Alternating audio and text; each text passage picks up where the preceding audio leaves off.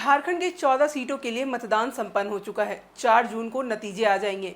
इससे पहले कहां किस सीट पर किसका दबदबा रहने वाला है, झारखंड की 14 सीटों में कौन किसके खाते में जाएगा, कहां से कौन पिछड़ रहा है और किसकी बढ़त रहेगी। द न्यूज पोस्ट के समीकरण के अनुसार एनडीए को 8 से 10 सीटें मिलेंगी, तो वहीं इंडी गठबंधन को 4 से 6 सीटें मिलने की संभावना जताई जा रही है।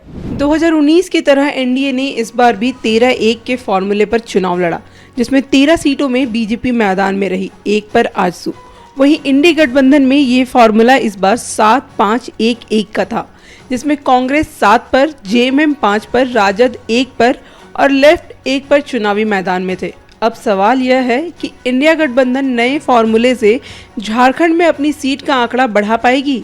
क्या पिछली बार की तरह एनडीए गठबंधन 12 सीट जीतने में सफल होगी या 400 पार का नारा झारखंड से ही कमजोर होगा।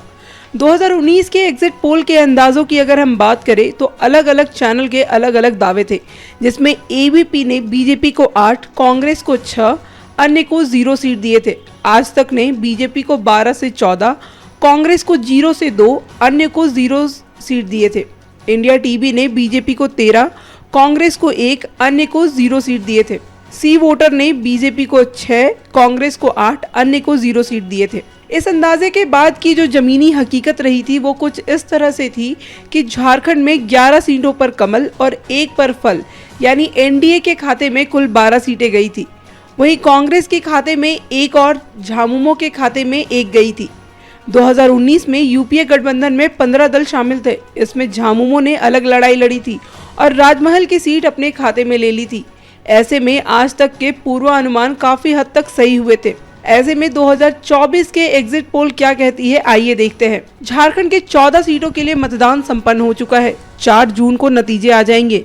इससे पहले कहां की सीट पर किसका दबदबा रहने वाला है, झारखंड की 14 सीटों में कौन किसके खाते में जाएगा, कौन कहां से पिछड़ रहा है और किसकी बढ़त रहेगी।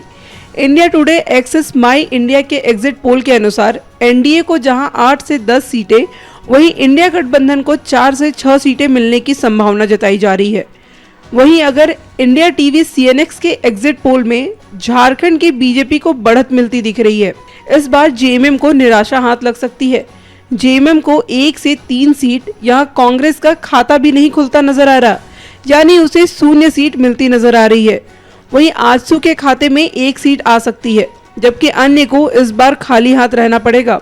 पार्टी संभावित सीटों की अगर हम बात करें तो बीजेपी को 10 से 12, जेएमएम को 1 से 3, कांग्रेस को 0, आजसू को 1 और अन्य को 0 होगा। आगे आपको बताते चले कि अगर हम 2019 के एग्जिट पोल के पूर्वानुमान और उसके परिणाम की बात करें तो आधे लोगों का पूर्वानुमान सरकार के नतीजों से सटा हुआ था, लेकिन आधे लोगों के एग्जिट पोल के पूर्वानुमान गलत साबित हुए थे।